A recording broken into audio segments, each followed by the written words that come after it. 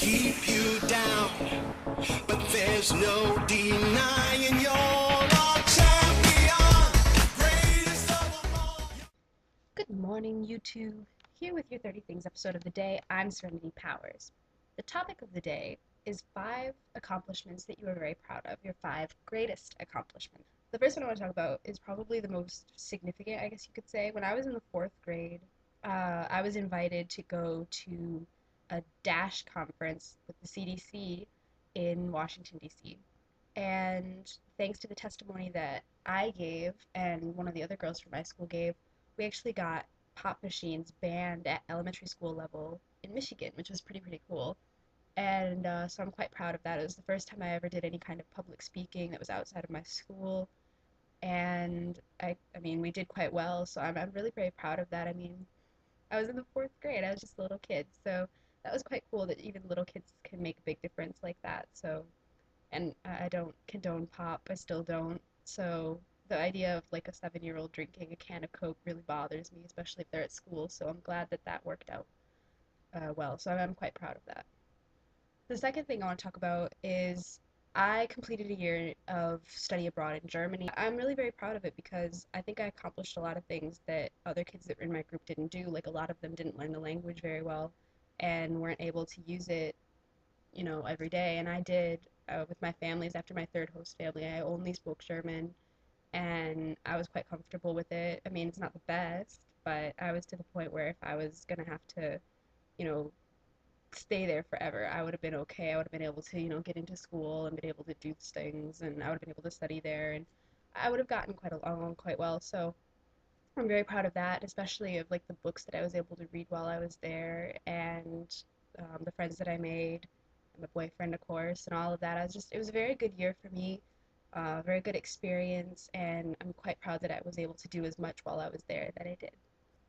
The third accomplishment that I'm very proud of is being valedictorian for my high school.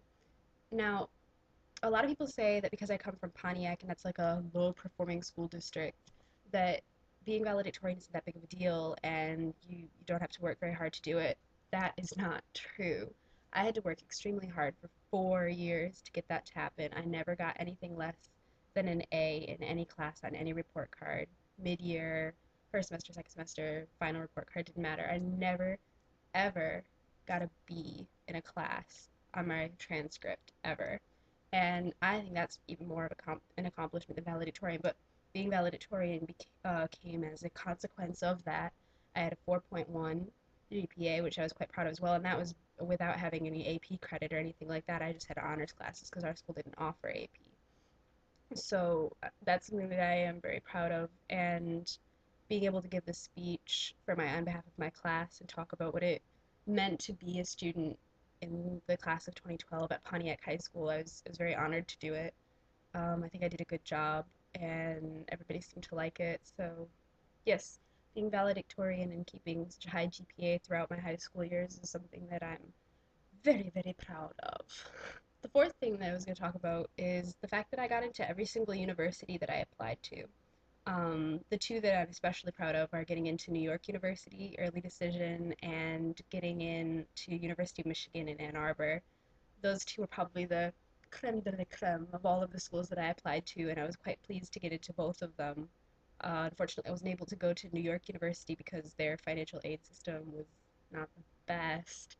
But I'm getting a full ride to University of Michigan in Ann Arbor, and I'm quite proud of that as well. But just the idea that I had gotten to the point where I had such a high GPA and I'd been in so many activities that I had, done my job as a student to the point where I had all these choices of places to go made me really happy because I mean that's what the whole point of doing well in high school is, in my opinion, is that not of course you want to get all the things that you can out of it, but also it puts you in a position to be able to make choices about what you want to do the next year after. You can either have a very strong resume and go into the workforce, which granted I would not have been able to do. But I did have a very strong resume as far as applying to colleges went. So, I mean, of course, you're nervous, and I didn't think like, oh, I'm a shoe in at all these places. No, but I felt like I had the best chance that I could possibly have in order to get into them. And if they didn't want me, it was going to have to do with more to do with my essays as opposed to my transcript.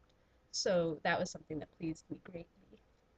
The last thing I want to talk about is that I'm quite proud of is being able to find my self confidence due to a lot of things that happened when I was younger, I was always quite unhappy with who I was, and I had very low self-esteem for quite a few years. And so finally, when I was in Germany in the year after, I, something happened that allowed me to just say, you know what, F it. I'm gonna do me, and that's just the way that's gonna be. And people are either gonna be able to be my friend or they're not. And then at least I'll feel comfortable being with the people that I consider my mates, you know? And then I had my mates. I had our little group all year, and we had so much fun because I didn't feel like I had to prove anything to them. I didn't have to, you know, do too much or do enough. I didn't have to worry about how I looked or anything like that because they already knew all of that, and there was nothing I could do that would, make them give up on me or whatever. And I felt better as well. And once I started feeling better, then I started being able to do more things that made me happy. And being happy is just one of the best things you can have for your life because, to be perfectly honest, if you're not happy, then life is just going to be a drag. And I just felt like, okay, humans have such a long life expectancy. That's a lot of years to plan on having to be alive. So why would I want to be miserable? Like, what is the purpose of that? There's too much that the world has to offer that you can do for you to be wasting your time being unhappy. Like, that's just like how you look and how other people think about you is such a small part of what life is that it's just pointless for me to do that. And you'll never satisfy anybody anyway. And I think that was ultimately what it was that helped me figure that out. Is like, I'm not I'm not going to be able to get along with everybody. Not everybody's going to like me. There's going to be people who you don't get along with, who don't like you no matter what you do. So, F it. Why even bother trying to satisfy everybody? It's just a waste of your time and a waste of your life.